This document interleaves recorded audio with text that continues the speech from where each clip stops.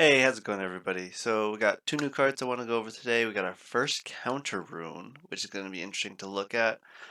So again, we're just going to jump right into it. So Gorgons Gaze, it's a 2 enchantment cost. Target an Elestral on the field until end of phase, till the end phase. The Elestral does not have an effect. It cannot receive enchantments, attack, nexus, or be used to ascend. So we put this on our turn. On our opponent's turn, we can activate it. I'm assuming that's how that works. We don't have all the information. The interesting thing we know about counter runes, though, is that when we play a counter rune, we don't need to pay the cost until we go to activate it. So you can kind of mind game this, where if you can't actually pay the 2, you can just have it face down and maybe bluff at something else, or you can just, maybe have something weaker but leave up, 2 resources to pretend like you have this 2-drop card. Overall, though, I don't think this card's super powerful because all it really does is stall your opponent out for a turn. Maybe they get out there, let's say like Centaur or something, and you just go, okay, well now it can't disenchant something, destroy something. So you protect a card with it, but you need your opponent first to be able to get the card out. So it's a very reactive after the fact card. Like it's a card where it's like, okay, I'm gonna let my opponent do their big thing, and I'm gonna stop it for a turn, and now you have to still find the answer to that card. So I don't know if this is gonna be super great, especially if you use it on your opponent's turn. So let's take a look at like cards that we know exist that Gorgons Gaze doesn't really do a ton with at the moment. So like Arrowmare, we're gonna look at. So Arrowmare, we can't even target the Glisdale that Arrowmare gets enchanted to, or empowered by. Sorry. So if they're getting down a Glisdale, we can't even touch it with Gorgon's Gaze because we can't target it. But with like Centaur's, disenchant Earth from it, destroy stuff. If it's got Fully Force enchanted, it can't be targeted of Invoke runes. But this is counter rune. So we can hit Centaur with Gorgon's Gaze and then throw another enchant or another rune at it to try to get rid of it. That's a lot of steps. Like using this on your opponent's turn, it just stops Centaur from doing things for a turn to give you another turn to answer, but you still have to answer it after the fact. And it costs 2. Like, I don't know. I think this is just like kind of a bad card. I think it's way too slow. If we don't have any other effects that can like stop abilities, this could be good.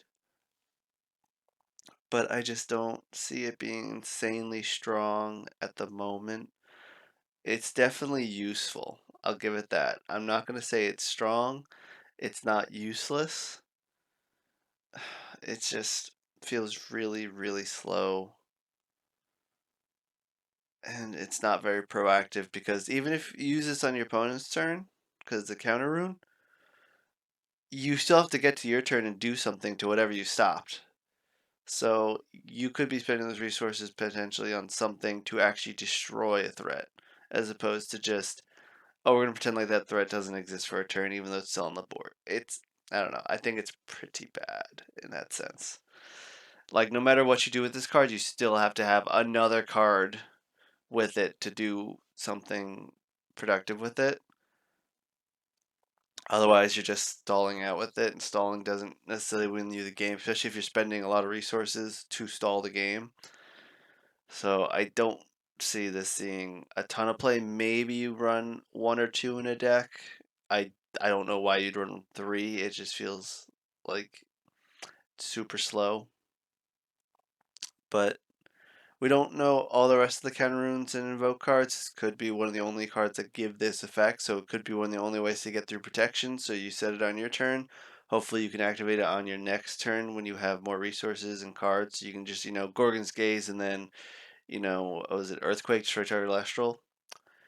I don't know. We'll see where it goes, but I don't see this card being super powerful right now. But if it's the only card we get with similar effects, it'll be good. It's just not going to be some crazy bomb powerhouse, I don't think. Hopefully I'm off the mark. Hopefully this card's really strong, but I don't see it being insane. And then the next card we got is just a simple invoke rune. 1 cost, return 3 spirits from your underworld to your spirit deck. The thing is, like, that card effect doesn't seem crazy strong, but this card is currently under rare, which means it's probably a lot stronger than we think it is.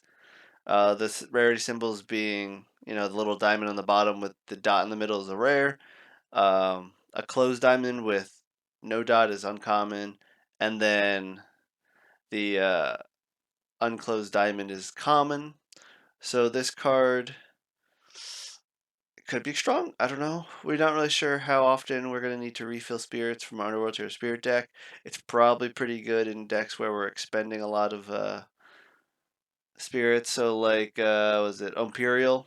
You have to expend 2 lightning to use this ability. So if we're expending lightning, it's probably ending up in our underworld, which means we can get it back.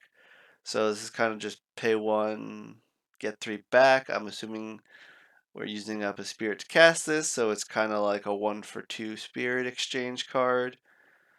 That seems useful.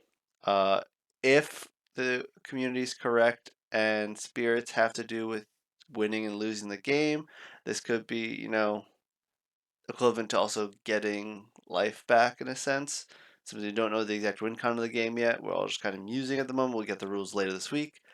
I think this card's good. Like, it seems low cost for its ability, and in some decks where you're expending lots of spirits, I think it'll probably be very useful to get them back.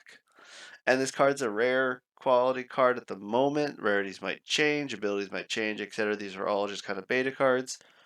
Um, it's got to be stronger than I think it is, so I'm going to say, I mean, it's definitely a good card. It's not bad in any sense at the moment that we know of. And I think in decks that you're constantly wanting to expend spirits and use spirits and disenchant spirits, it's probably pretty good to get them back into your spirit deck so you can use them again. So this card's probably alright, probably good. I don't see this card being super busted. This is another card though that Panacin would probably like to get back. So if you play Panacin, Ambrosia, get 3 spirits from Underworld, Panacin, get Ambrosia back, do it again for cheap, get a bunch of spirits back from your Underworld.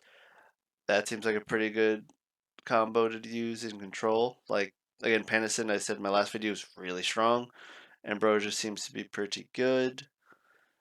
Put them together, you're now spending, what, 2, 3 enchant costs to get 6 spirits back, so you're just increasing the effect. I don't know, I think it's good. Again, it's always a toolbox card with Panacin. Like what I said about Panacin. Panacin helps you toolbox stuff, so you can run, 1 or 2 of these. You get them into your underworld, well, you can just always bring them back to Panacins. So yeah, that's all the cards we have today. It's not a ton, but I think it's interesting that we got counter runes for the first time, and we can kind of see what they do.